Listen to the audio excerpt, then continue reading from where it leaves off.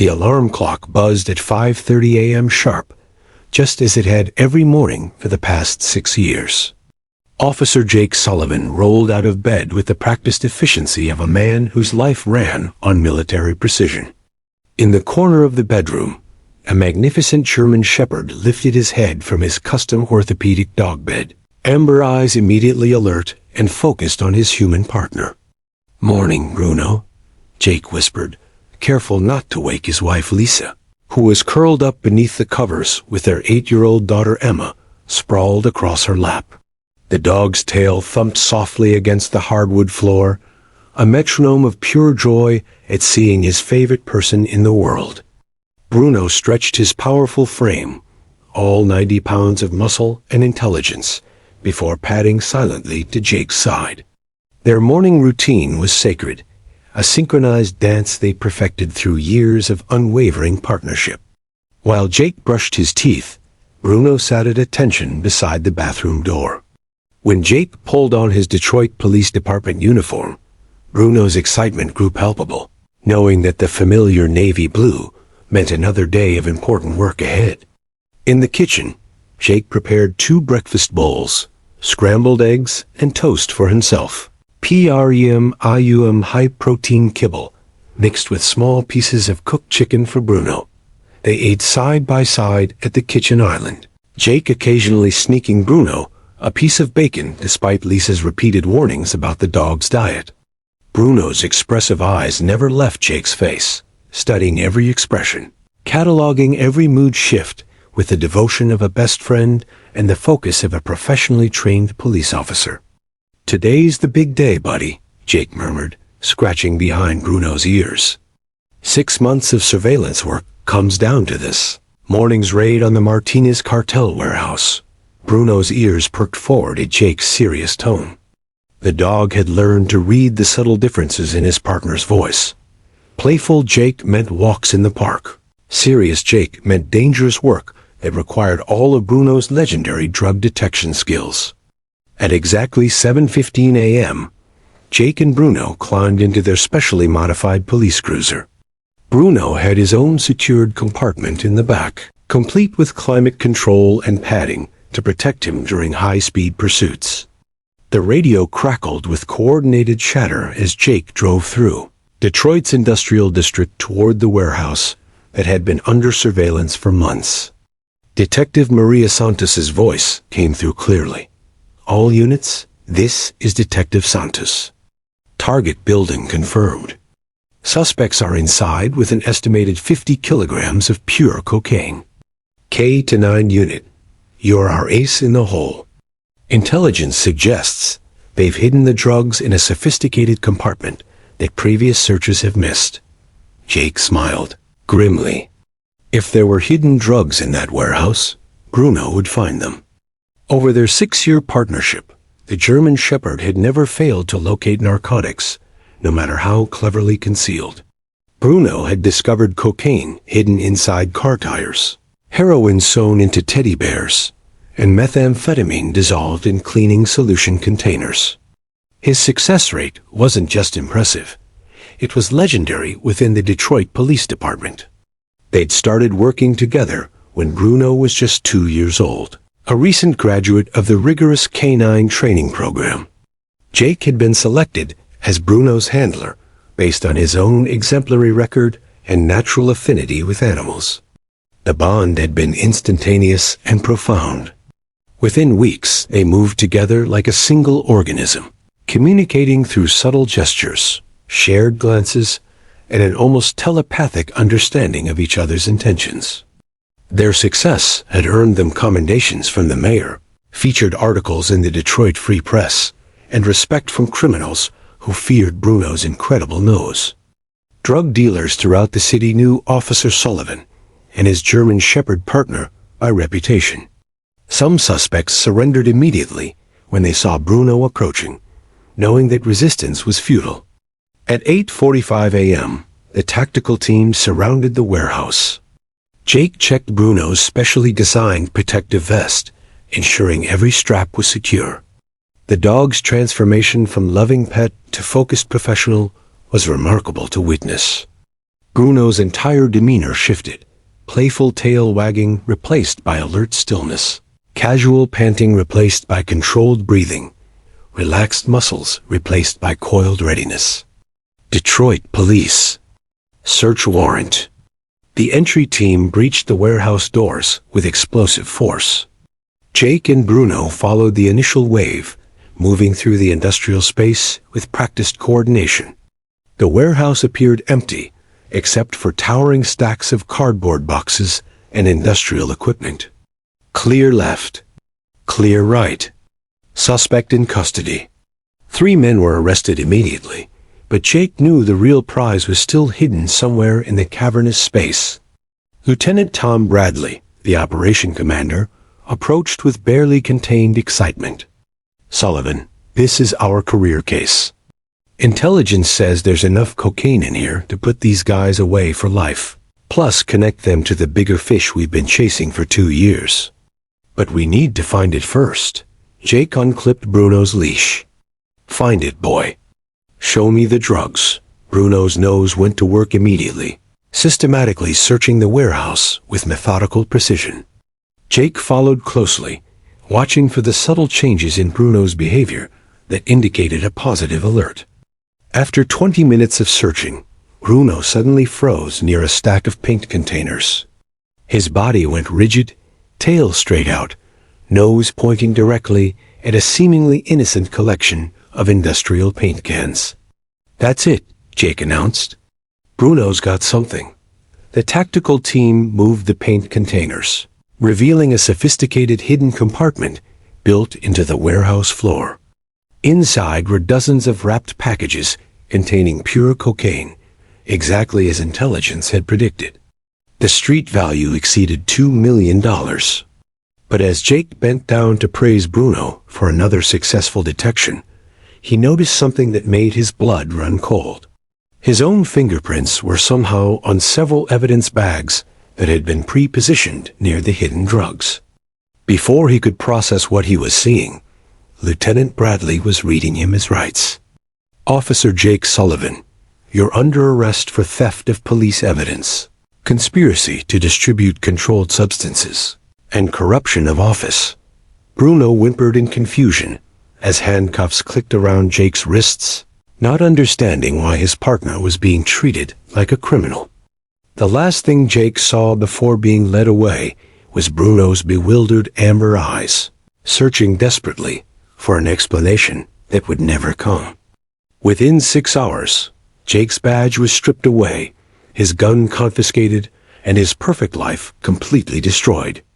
Bruno was immediately reassigned to Officer Martinez, despite the dog's obvious distress at being separated from his true partner. The perfect partnership that had taken 6 years to build was shattered in a single moment of devastating betrayal.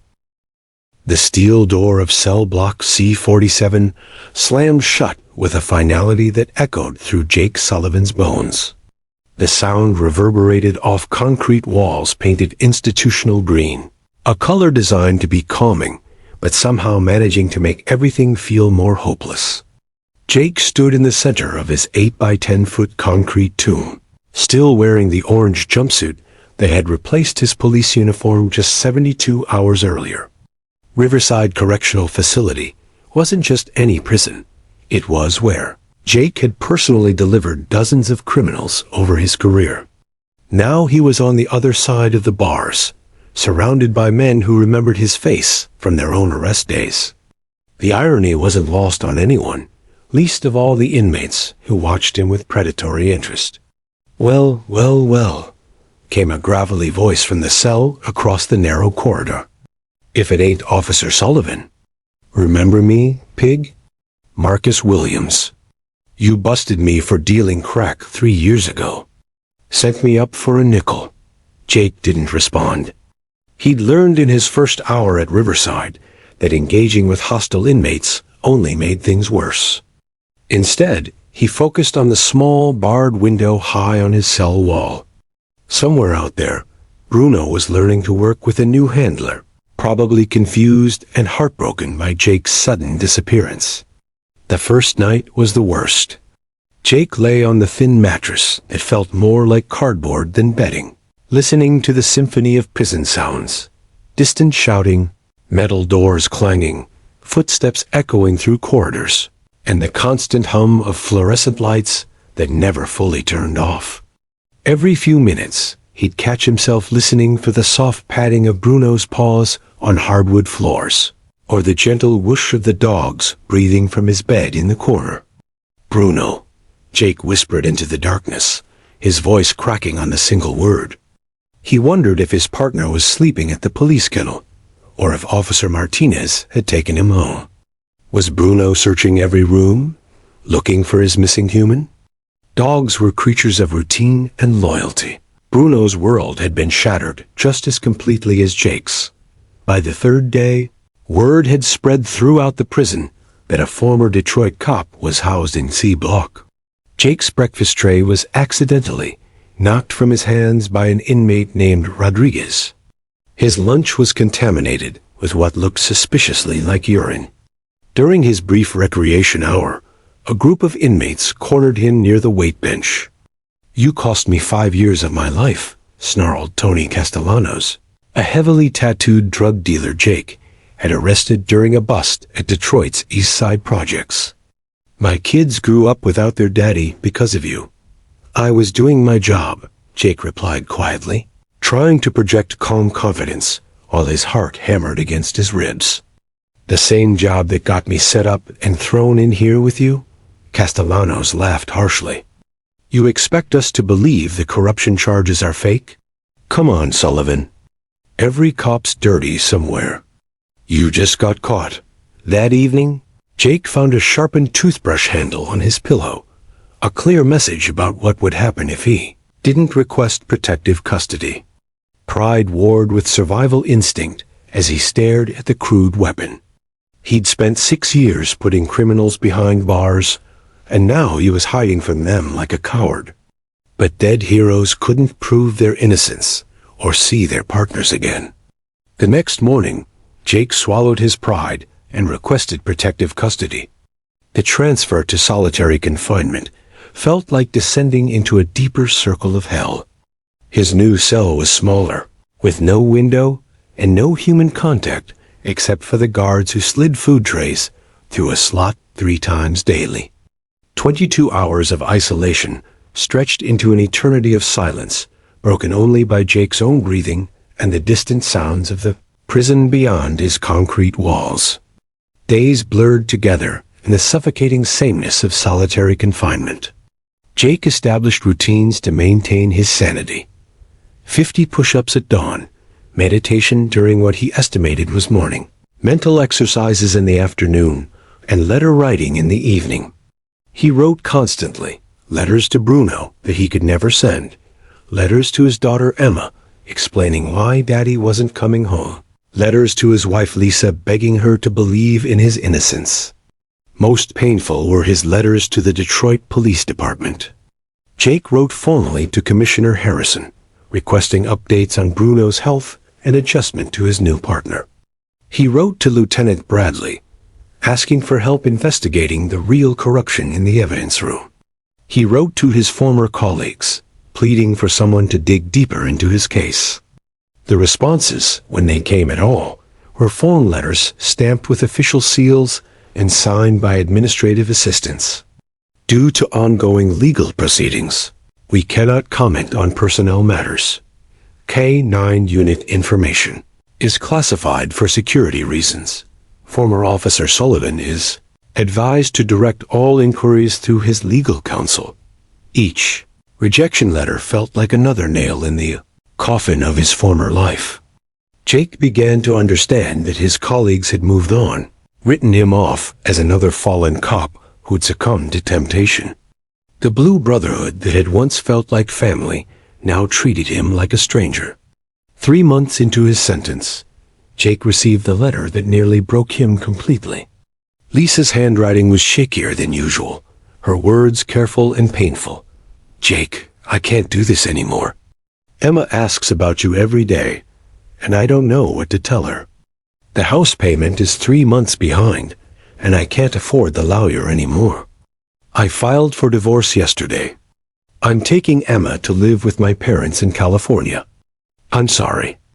I wanted to believe you, but the evidence. I have to think about our daughter's future. Please don't fight this. Please just let us go. That night, alone in his concrete box, Jake Sullivan cried for the first time since his arrest. He cried for his lost freedom, his destroyed career, his broken family, and most of all, for a loyal German shepherd who was probably still waiting by the door for his partner to come home. But somewhere in the depths of his despair, a spark of determination remained alive. Bruno was out there, and Bruno deserved better than a partner who gave up. If Jake couldn't clear his name for himself or his family, he'd do it for the dog who'd never stopped believing in him. The fight for justice was just beginning. Detective Maria Santos sat in her car outside Riverside Correctional Facility, watching the razor wire glint in the afternoon sun. She'd driven here 3 times in the past month, each time telling herself she was going to visit Jake Sullivan, and each time turning around in the parking lot. Today was different. Today she had questions that demanded answers, and Jake was the only person who could provide them. 6 months had passed since Jake's arrest, and something had been eating at Maria's conscience like acid. She'd worked alongside Jake for 3 years in Detroit's narcotics division, watching him turn down bribes, work unpaid overtime, and treat suspects with more dignity than most cops showed their own partners. The man she knew wouldn't steal a stick of gum, let alone hundreds of thousands of dollars worth of evidence. But the evidence against Jake had seemed overwhelming. His fingerprints on tampered evidence bags. Suspicious deposits in his bank account totaling $47,000 over 6 months. Testimony from Marcus Rodriguez, a mid-level dealer who claimed Jake had offered to sell him confiscated drugs. The internal affairs investigation had been swift and thorough, painting Jake as another corrupt cop who'd betrayed his oath for easy money. Maria had initially accepted the findings like everyone else. Cops going bad wasn't unusual. The temptation was always there, surrounded by more cash and drugs than most people saw in a lifetime. But the doubt had started small, like a splinter under her skin, and grown into an infection she couldn't ignore. It began with Lieutenant Tom Bradley's behavior after Jake's arrest. Bradley had been Jake's supervisor and the lead investigator on the Martinez cartel case. Instead of showing disappointment or anger about his subordinate's alleged corruption, Bradley seemed almost relieved. He'd been promoted to captain within 2 months of Jake's conviction, and Maria noticed he'd bought a new BMW shortly after that. For a cop with 2 kids in college and a mortgage, Bradley was living surprisingly well. Then there was Bruno. Maria had visited the K-9 unit several times, telling herself she was checking on equipment inventory. The German shepherd had been reassigned to Officer Martinez, but the transition was clearly troubled. Martinez was competent, but he lacked the intuitive connection Jake had shared with Bruno. The dog seemed depressed, less enthusiastic during training, and had lost weight despite the department veterinarian's assurance that he was physically healthy. Dogs grieve just like people, Dr. Jennifer Walsh had told Maria during an unofficial conversation. Bruno's not just missing his handler, he's mourning what he probably sees as abandonment. Dogs don't understand arrest and corruption charges. They only understand loyalty and attachment. That conversation had haunted Maria for weeks. If Bruno could mourn Jake's absence with such obvious distress, what did that say about the bond they'd shared? Could a man capable of such devotion to his partner really be the cold-blooded criminal the evidence suggested? Maria's unofficial investigation began during her lunch breaks. She started by reviewing the case files, looking for inconsistencies or overlooked details. The evidence room logs showed Jake had accessed sealed containers multiple times in the weeks before his arrest, but Maria knew those visits were legitimate. Jake had been preparing evidence for upcoming court cases, a routine part of his job. What bothered her was the timing. The alleged thefts had occurred on nights when Jake was supposedly alone in the evidence room, but security footage from those dates had convenient gaps. The cameras had malfunctioned or been offline for maintenance exactly when Jake was supposed to be stealing drugs. The coincidence felt orchestrated. Maria dug deeper into the financial evidence. Jake's bank records showed deposits of $47,000 over 6 months, but the deposits were small amounts. $500 here, $800 there. For a major drug theft, the amount seemed almost trivial. More suspicious was the source. The deposits were traced to a series of money orders, purchased with cash at different locations around Detroit. Who would use such a complicated method to pay off a corrupt cop? It was far more likely someone was setting up a paper trail to frame him. The witness testimony from Marcus Rodriguez had bothered Maria from the beginning. Rodriguez was a career criminal with multiple drug convictions, who'd received an unusually lenient plea deal in exchange for his testimony against Jake. Maria tracked down Rodriguez's previous arrests and discovered that Lieutenant Bradley had been the arresting officer in 3 of his cases. The pattern was suspicious. Why would Rodriguez trust a cop he'd been arrested by multiple times? Maria's breakthrough came from an unexpected source. While reviewing old case files, she discovered that Bradley had been the evidence custodian for several major drug cases where seized narcotics had mysteriously degraded or been contaminated before trial. Defense attorneys had complained about evidence tampering, but their motions had been dismissed. The amounts matched almost exactly with the drugs Jake was accused of stealing.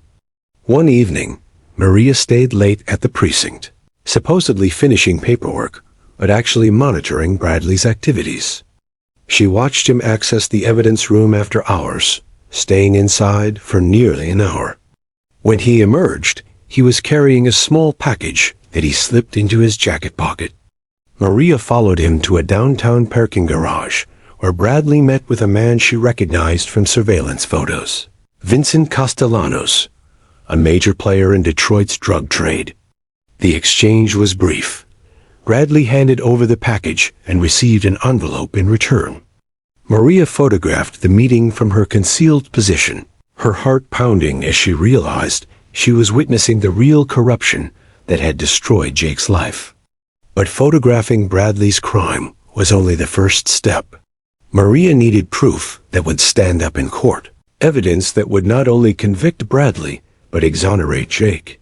She began building a case methodically, documenting Bradley's pattern of evidence tampering, his unexplained wealth, and his connections to known drug dealers. The most damning evidence came from the evidence room's computer system. Maria discovered that Bradley had been accessing sealed containers on the same nights Jake was supposedly stealing drugs. The electronic logs showed Bradley's keycard being used to enter the evidence room during the times Jake was allegedly there alone. Someone had manipulated the records to make it appear Jake was responsible for Bradley's crimes. Maria knew she was walking a dangerous line. Internal affairs investigations were serious business, and accusing a captain of framing a fellow officer could destroy her own career if she was wrong. But every time doubt crept in, she thought about Bruno's sad eyes and Jake's exemplary service record. Justice demanded action, even if it meant risking everything. On a cold December morning, Maria finally walked through the doors of Riverside Correctional Facility. She had an appointment with Jake Sullivan, and she was carrying evidence that would either validate her suspicions or prove her wrong. Either way, she was going to look her former partner in the eyes and ask him directly, "Did you really betray everything you believed in? Or are you the victim of the most elaborate frame job in Detroit police history?" The answers she needed were waiting on the other side of the prison walls. The visiting room at Riverside Correctional Facility smelled like industrial disinfectant and broken dreams. Maria Santos sat at a scratched metal table, her hands folded tightly to hide their trembling as she waited for Jake Sullivan to appear. Through the reinforced glass windows, She could see guards escorting orange-clad inmates to similar tables where family members and lawyers waited with varying degrees of hope and desperation. When Jake finally emerged through the security door, Maria barely recognized him. The confident police officer she'd known had been replaced by a gaunt man with hollow eyes and premature gray streaking his dark hair. Prison had carved deep lines around his eyes and mouth, aging him a decade in just 8 months. But when he saw Maria, something flickered in his expression: surprise, gratitude, and a desperate hunger for news from the outside world. "Maria," Jake said quietly, settling into the plastic chair across from her. His voice was rougher than she remembered, worn down by months of enforced silence in solitary confinement. "I wasn't sure anyone from the department would ever... Jake, I need you to listen carefully," Maria interrupted, keeping her voice low. "I've been investigating your case, and I think you were framed. But I need to know everything. Every detail about that warehouse raid. Every interaction you had with Bradley. Everything." Jake's eyes widened, and for the first time since his arrest, Maria saw a spark of the determined cop she'd once worked alongside. "You believe me?" "I believe the evidence," Maria replied. "And the evidence doesn't add up. But I need your help to prove it." For the next hour, Jake recounted every detail of the Martinez cartel investigation. He described months of surveillance, careful evidence collection, and the growing excitement as they closed in on a major drug operation. But as he spoke, inconsistencies emerged that painted a disturbing picture of manipulation and betrayal. "Bradley was always pushing for faster action," Jake explained. "I wanted to build an airtight case, but he kept saying we were running out of time. He insisted on handling all the evidence logging personally, said it was too sensitive to trust to regular technicians." Maria leaned forward. "What about the bank deposits? The money they found in your account?" Jake's face darkened. "I have no idea where that money came from. My bank statements showed deposits I never made, from money orders I never purchased. When I tried to trace them, the trail led to gas stations and convenience stores all over the city. Someone was very careful to make it look like I was being paid incrementally." "And Marcus Rodriguez?" "The dealer who testified against you. I arrested Rodriguez 3 times over 2 years," Jake said. "Each time, Bradley was involved in processing him. Rodriguez always seemed to know more about our operations than he should have, like someone was feeding him information about upcoming raids." Maria's suspicions crystallized as Jake spoke. Bradley had orchestrated every aspect of the frame job, using his position as supervisor to manipulate evidence, plant financial records, and coordinate witness testimony. But proving it would require more than circumstantial evidence. After leaving the prison, Maria knew she needed help. Her investigation had reached the limits of what one detective could accomplish alone. She needed someone with access to resources beyond her reach, someone skilled in uncovering corruption at the highest levels.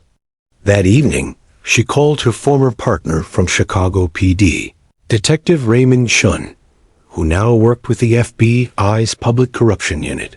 "Ray, I need a favor," Maria said over the secure phone line.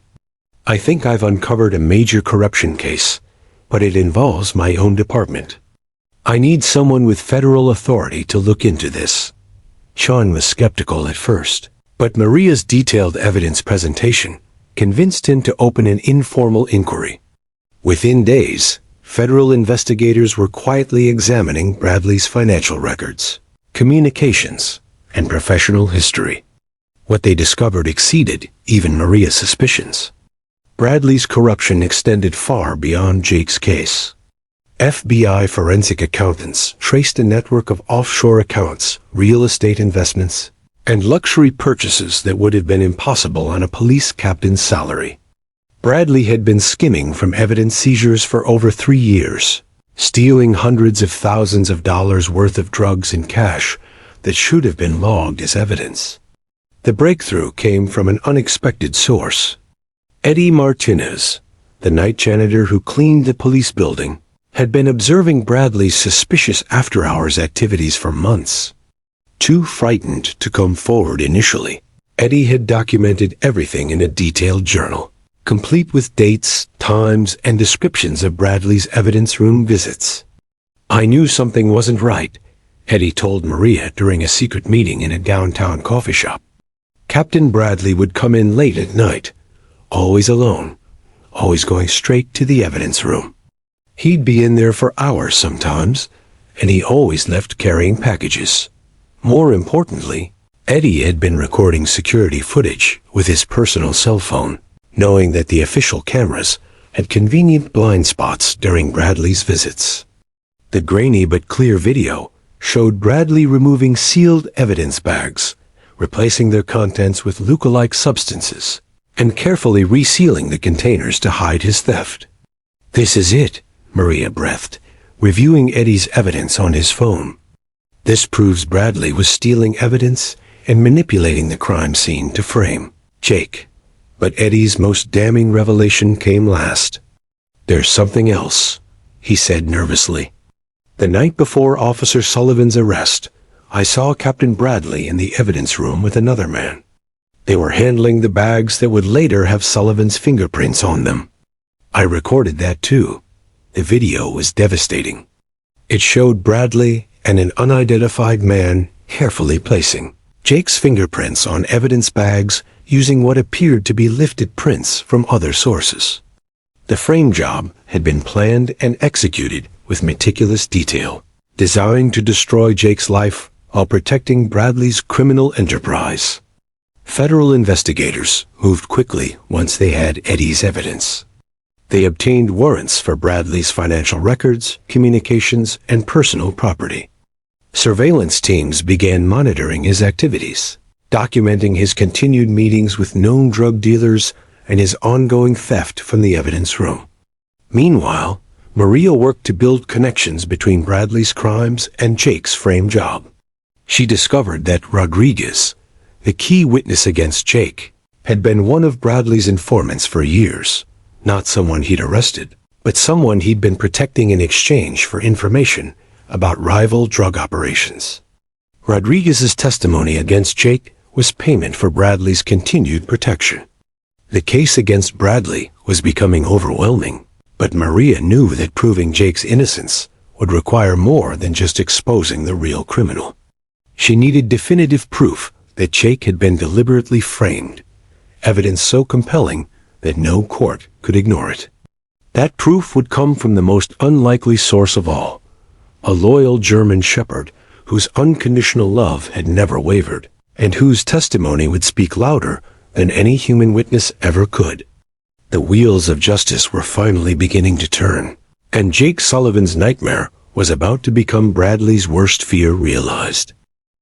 The Detroit Police Department K-9 training facility had always been Bruno's second home, a place where his incredible abilities were celebrated and his bond with Jake Sullivan had been forged through countless hours of practice.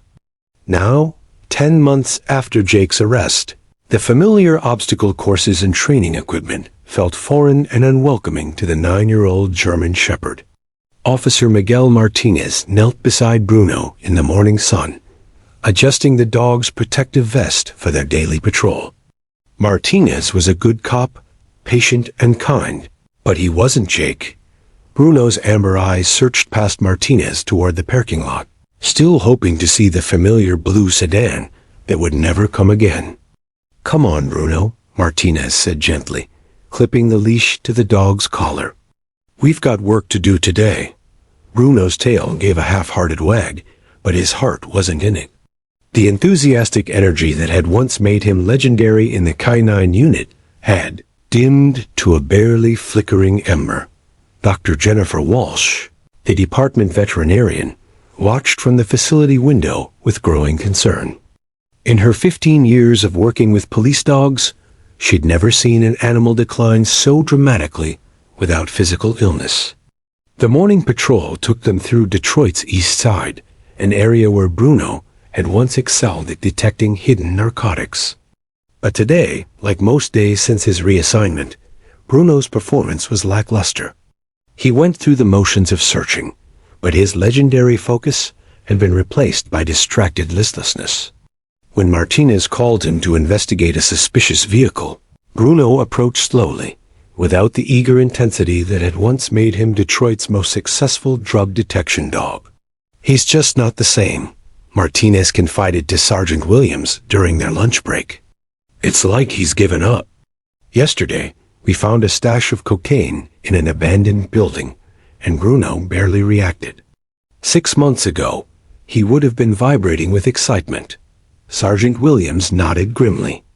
The entire K9 unit had noticed Bruno's decline, but department policy was clear. Dogs were reassigned when their handlers left service, regardless of the circumstances. Emotional attachments were considered secondary to operational efficiency. But Bruno's case was challenging that philosophy in ways no one had anticipated.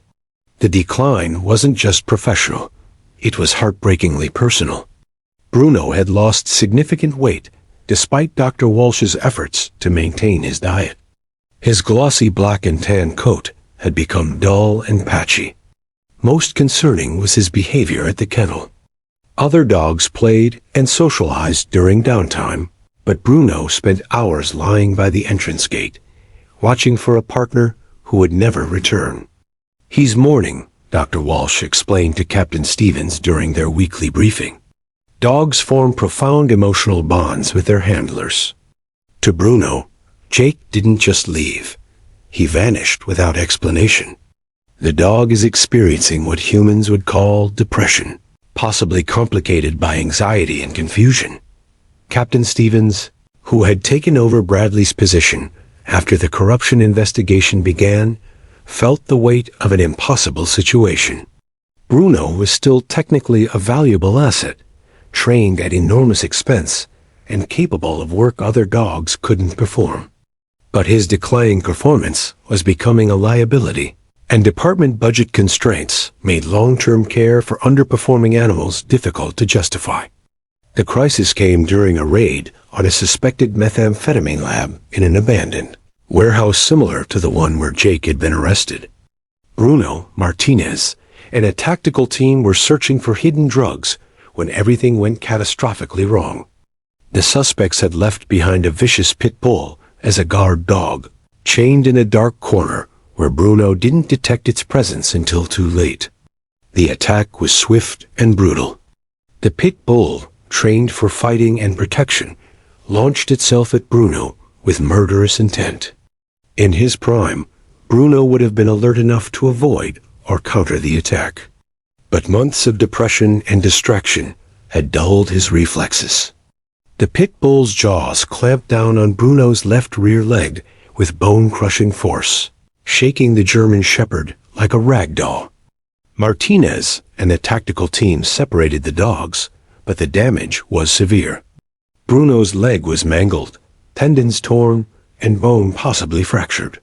As paramedics attended to the pit bull's handler, who had been bitten trying to control his animal, Bruno lay bleeding on the warehouse floor, whimpering in pain and confusion. The emergency surgery at Detroit Animal Hospital lasted 4 hours. Dr. Sarah Chun, the lead veterinary surgeon, worked to save Bruno's leg while Dr. Walsh monitored his vital signs. The prognosis was sobering. Even with successful surgery, Bruno would likely have permanent mobility issues that would end his career in law enforcement. "The physical trauma is manageable," Dr. Chun explained to the assembled department officials. But this dog was already psychologically compromised. The combination of his emotional state and this injury. "I'm not sure he'll ever recover fully." As Bruno lay in post-operative recovery, sedated and bandaged, department administrators faced a difficult decision. Medical treatment for the injury would cost thousands of dollars, money the department could ill afford. Ongoing care for a permanently disabled dog would be even more expensive. And Bruno's working days were clearly over. The discussion in Captain Stevens' office was brief and clinical. Bruno was 9 years old, past the prime age for police work, even without his injuries. His performance had been declining for months. The department budget was tight, and resources needed to be allocated to active, productive animals. Dr. Walsh argued passionately for Bruno's life, but policy was policy. The euthanization order was signed on a Thursday afternoon. Bruno had 60 days to recover enough to be safely transported, and then his service would end permanently. The loyal German shepherd, who had served Detroit faithfully for 8 years, who had detected millions of dollars worth of illegal drugs, who had never failed his department until his heart was broken by circumstances beyond his control, was scheduled to die because healing his body cost more than bureaucrats thought his life was worth. Dr. Walsh made copies of Bruno's medical records and began reaching out to animal rescue organizations, hoping someone would intervene. But retired police dogs were difficult to place, especially ones with expensive medical needs and psychological trauma. Time was running out for the dog, whose only crime was loving his partner too much to accept abandonment. Meanwhile, in his prison cell, Jake Sullivan had no idea that his faithful partner was fighting for his life. The letters Jake wrote to Bruno every week were never delivered, filled with promises that they would be reunited someday and apologies for disappearing without explanation. If Jake had known about Bruno's condition, about the injury and the death sentence, he might have given up hope entirely. But sometimes salvation comes from unexpected directions, and Bruno's story was far from over. The law offices of Chun and Associates buzzed with an energy that attorney Sarah Chun hadn't felt in years. Spread across her mahogany conference table were boxes of evidence that would soon shake the Detroit Police Department to its foundation. Eddie Martinez's secret recordings, FBI financial documents exposing Captain Bradley's corruption, and forensic reports proving Jake Sullivan's innocence. But none of these documents addressed the urgent crisis that had brought her the most unusual client consultation of her career. Dr. Jennifer Walsh sat across from Sarah, her veterinarian's coat wrinkled from a sleepless night at the animal hospital. Between them lay Bruno's medical records, photographs of his injuries, and a departmental euthanization order that would execute the German shepherd in 37 days. "You have to understand," Dr. Walsh said, her voice tight with emotion. "Bruno isn't just any police dog. His bond with Jake Sullivan was extraordinary, even by K-9 unit standards.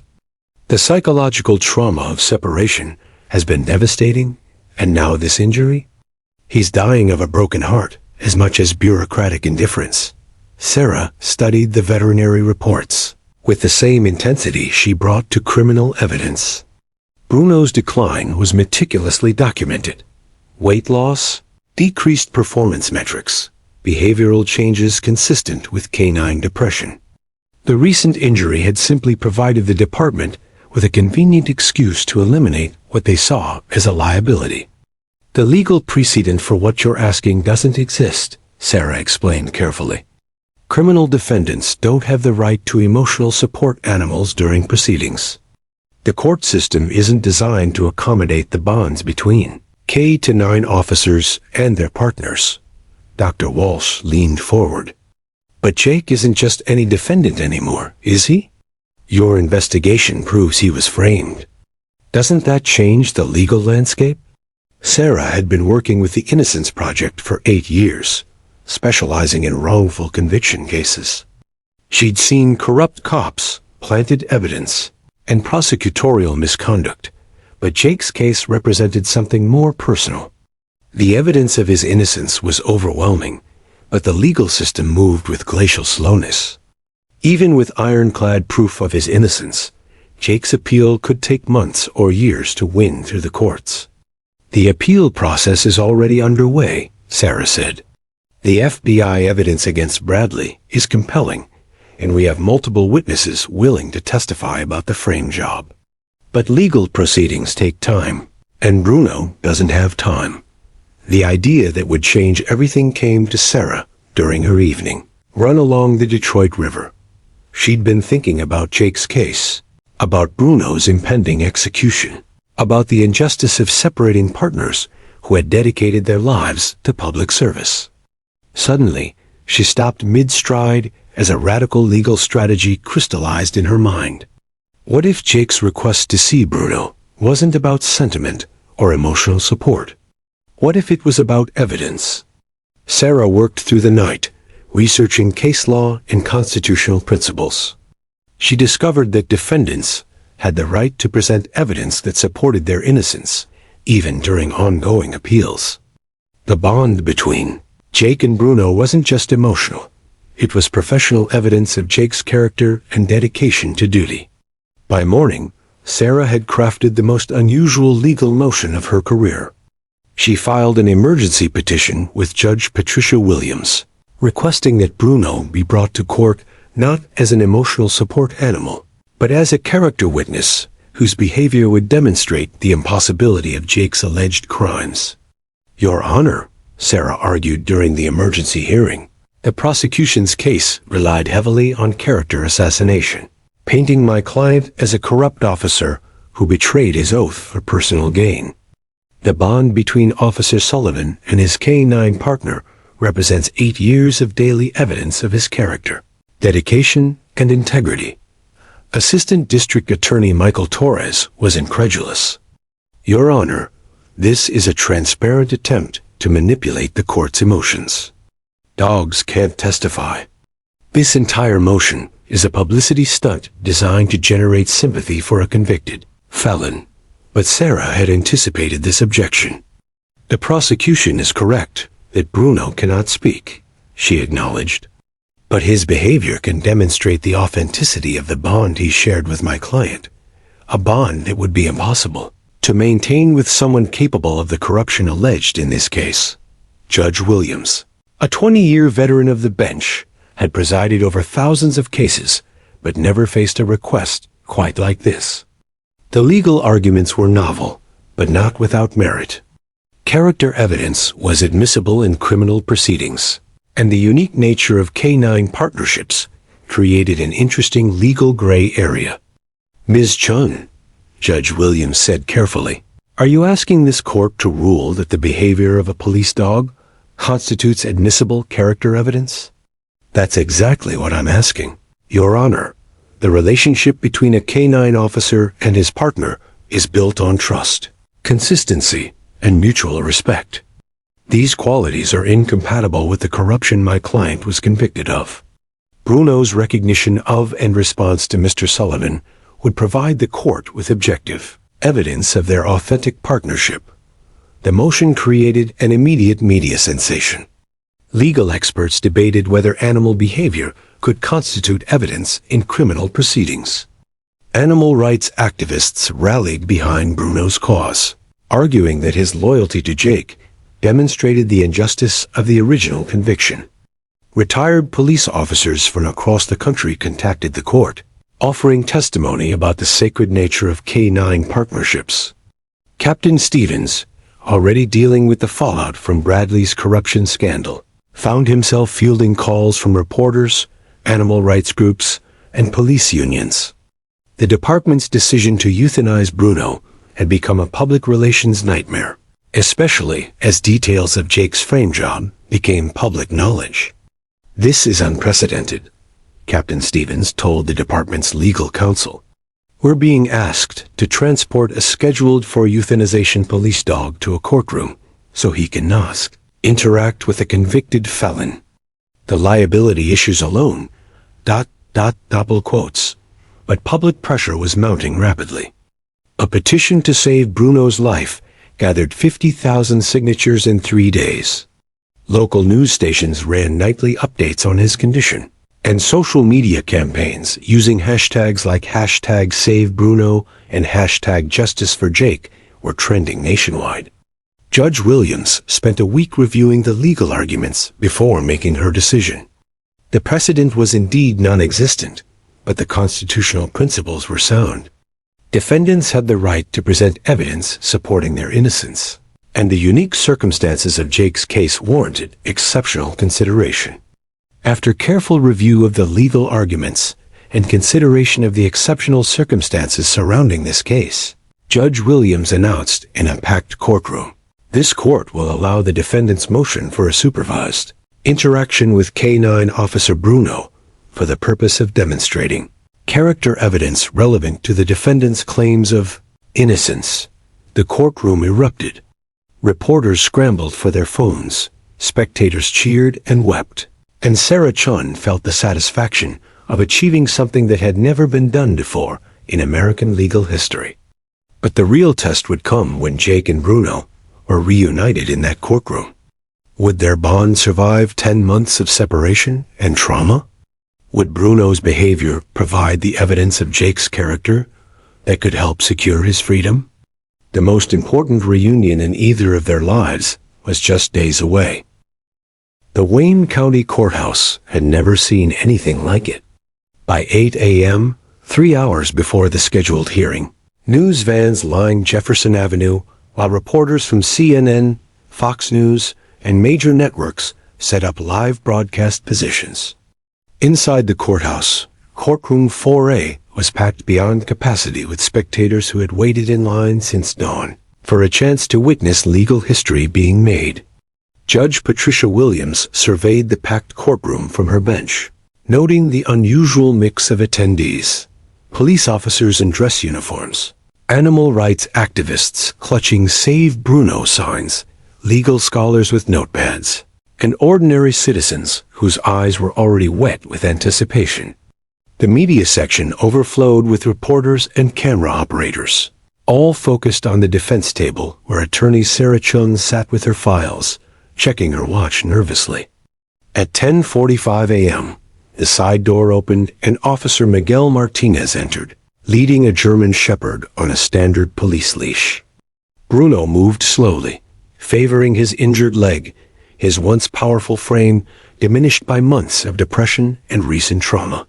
His coat, though clean, lacked the lustrous shine that had once made him the pride of Detroit's K-9 unit. But his amber eyes remained alert, scanning the unfamiliar courtroom with the wariness of a dog who had learned that familiar places could disappear without warning. A collective intake of breath swept through the courtroom as spectators got their first look at the legendary police dog whose story had captured national attention.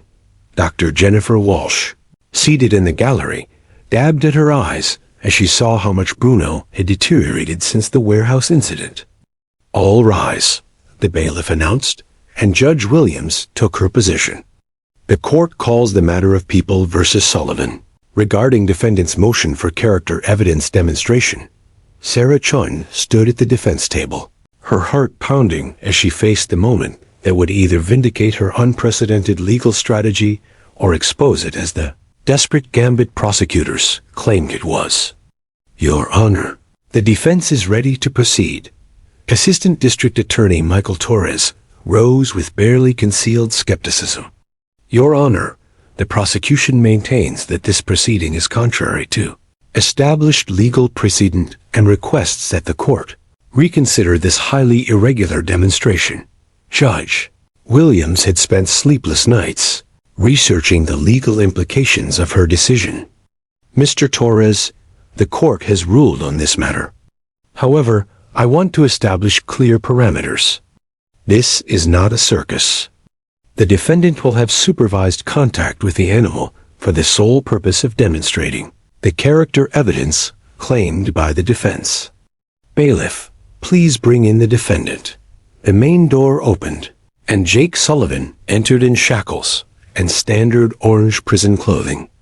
10 months of incarceration had transformed the robust police officer into a gaunt man with hollow cheeks and prematurely gray hair. His shoulders, once squared with confidence, now bore the weight of injustice and separation from everything he loved. Bruno's reaction was instantaneous and electric. The moment Jake appeared, the German Shepherd's entire demeanor transformed.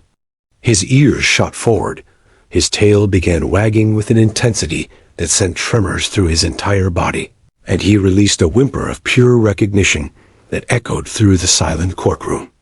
Every person present could hear the dog's joy and desperate need. "Bruno," Jake whispered, his voice cracking on the single word as tears began streaming down his face. The dog strained against Officer Martinez's grip, his paws scrambling on the polished floor as he fought to reach his true partner. Martinez looked to Judge Williams for guidance, and she nodded slowly. "Officer Martinez, please release the animal." The moment Bruno was freed, he launched himself across the courtroom with a speed that belied his injuries. 10 months of separation, depression, and physical trauma melted away as he bounded toward Jake with the enthusiasm of a puppy. The impact nearly knocked a cheat to his knees as 90 pounds of pure love and loyalty crashed into his chest. Jake collapsed to the floor, his shackled hands somehow finding their way around Bruno's neck as the dog covered his face with desperate kisses. Bruno was whimpering, whining, and making sounds that seemed almost like attempts at speech as he pressed his body against Jake's, as if trying to physically merge with the human he'd never stopped loving. "I'm sorry, boy," Jake sobbed into Bruno's fur. "I'm so sorry I left you. I never wanted to leave you." The courtroom fell completely silent except for the sounds of Jake's crying and Bruno's joyful whimpers. Hardened police officers wiped their eyes. Cynical reporters found themselves reaching for tissues. Even Ada Torres seemed affected by the raw emotion of the reunion. But it was what happened next that provided the evidence Sarachon had hoped for. Through his tears, Jake began speaking to Bruno in the special commands they had developed over 8 years of partnership. Commands that only they knew. Signals that could never be faked or trained by someone else. "Bruno, position," Jake said softly, and the dog immediately moved to Jake's left side, sitting at attention despite his obvious desire to continue their reunion. "Search formation," Jake commanded, and Bruno moved into the specific stance he had always taken when beginning narcotics detection work. "Show me your paw," Jake said, and Bruno raised his injured leg, trusting Jake completely, even though the movement caused him pain. Each command was followed instantly and perfectly, demonstrating a bond so deep and authentic that it transcended their 10 months of separation. Bruno responded to Jake's voice, his body language, even his breathing patterns, with the precision of a dance partner who had rehearsed for years. The demonstration lasted only 15 minutes, but those 15 minutes provided more evidence of Jake's character than months of witness testimony could have achieved. This was not the behavior of a dog who had been abandoned by a corrupt handler. This was the response of a partner who had never stopped believing in the human he loved. When Judge Williams finally called for Bruno to be returned to Officer Martinez, both dog and human seemed to realize their time was ending. Bruno pressed against Jake one final time, and Jake whispered promises that he hoped weren't lies. "I'm going to come home. Bruno, I'm going to come home to you." As Bruno was led away, his eyes never left Jake's face. The dog seemed to understand that something important had just happened, something that might change their fate. The courtroom remained silent for long moments after Bruno disappeared through the side door. Judge Williams surveyed the emotional faces before her, knowing that what she had just witnessed would influence her decisions about Jake's case for the rest of her career. "Court will recess for 30 minutes, she announced quietly, needing time to process what everyone had just experienced. The reunion that was supposed to provide character evidence had done something more powerful. It had reminded everyone present what loyalty, love, and justice truly meant. The viral video clip lasted only 47 seconds, but it changed everything. Shot by a courthouse reporter on her cell phone, the footage of Jake Sullivan breaking down as Bruno bounded into his arms spread across social media like wildfire. Within hours, #JakeandBruno was trending worldwide. The video had been viewed 20 million times, and the phone lines at the Wayne County District Attorney's office were jammed with calls demanding justice. District Attorney Rebecca Morrison found herself in an impossible position. The FBI evidence against Captain Bradley was already overwhelming, but the public outcry following the courtroom reunion had transformed a legal case into a national referendum on justice and loyalty. The pressure to act swiftly was unlike anything she'd experienced in her 15-year career. 3 days after the courtroom reunion, the dominoes began falling with devastating speed. Captain Tom Bradley, who had been under federal surveillance for weeks, was arrested at his suburban home at 6 a.m. by FBI agents, who found $127,000 in cash hidden in his basement, along with 2 kilograms of cocaine stolen from the evidence room. The arrest was broadcast live on local news, showing the corrupt officer led away in handcuffs while his neighbors watched in shock. Within hours of Bradley's arrest, his carefully constructed web of lies began unraveling. Faced with federal charges carrying a potential life sentence, Bradley's attorney negotiated a plea deal in exchange for his full confession. The details he revealed were even more shocking than investigators had suspected. "My client admits to systematically stealing from evidence seizures over a 3-year period," Bradley's attorney announced during a packed press conference. He also admits to framing Officer Jake Sullivan by planting evidence, manipulating financial records, and coordinating false witness testimony. Officer Sullivan was innocent of all charges. The confession sent shockwaves through the Detroit Police Department and beyond. Internal Affairs launched immediate investigations into every case Bradley had supervised, while the FBI began examining potential charges against other officers who might have been involved in the conspiracy. For Jake Sullivan, still confined in Riverside Correctional Facility, the news came via a phone call from Sarah Chun that changed his life forever. "Jake," Sarah's voice trembled with emotion, "Bradley confessed to everything. You're going home." Jake gripped the prison phone with shaking hands, unable to process what he was hearing. After 10 months of hell, vindication felt almost too overwhelming to accept. "What about Bruno?" he asked immediately. "Judge Williams issued an emergency stay on his euthanization order," Sarah explained. "Bruno's officially in protective custody pending your release. Dr. Walsh is caring for him personally." The legal machinery that had ground Jake's life to dust now worked with remarkable efficiency to restore it. Judge Williams, citing the extraordinary circumstances and overwhelming evidence of prosecutorial misconduct, expedited Jake's exoneration hearing. Within a week, all charges against Jake Sullivan were dropped. His conviction was vacated, and he was declared factually innocent of all crimes. On a crisp October morning, exactly 11 months after his arrest, Jake walked out of Riverside Correctional Facility, a free man. The media circus waiting outside was even larger than the courthouse gathering, with news helicopters circling overhead and reporters shouting questions about his plans for the future. But Jake had eyes for only one person in the crowd. Dr. Jennifer Walsh stood beside her veterinary van, and through the vehicle's open door, Jake could see Bruno waiting inside. The German shepherd was alert and anxious, somehow sensing that something momentous was about to happen. The moment Jake approached the van, Bruno's excitement became almost uncontainable. Dr. Walsh opened the door, and Bruno bounded out with the same explosive joy he'd shown in the courtroom. But this time, there were no shackles, no time limits, and no one to separate them again. Jake fell to his knees as Bruno crashed into him, both of them crying. Jake with tears of relief and joy, Bruno with whimpers of pure ecstasy. This time, their reunion wasn't evidence for a legal proceeding. It was simply a promise fulfilled, a bond restored, and a family made whole again. "Welcome home, partner," Jake whispered into Bruno's fur.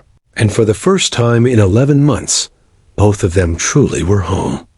The city of Detroit awarded Jake a settlement of $4.2 million for his wrongful conviction, along with a formal apology from Mayor Coleman and Police Commissioner Davis.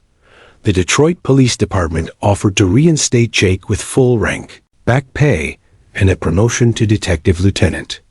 Jake declined, choosing instead a different path that would honor both his experience and his commitment to justice. With Sarah Chun's help, Jake established the Sullivan-Bruno Foundation, a non-profit organization dedicated to supporting wrongfully convicted individuals and their families. The foundation also funded improved training and psychological support for police K-9 units, ensuring that the bonds between officers and their partners would be better protected and understood. Jake and Bruno moved to a small farmhouse outside Ann Arbor, where Bruno could run freely across 10 acres of rolling hills. The German Shepherd's physical recovery was remarkable, with proper veterinary care, physical therapy, and the return of his emotional stability. Bruno regained much of his former strength and enthusiasm. Every morning, Jake and Bruno took their traditional run, now through country trails instead of city streets.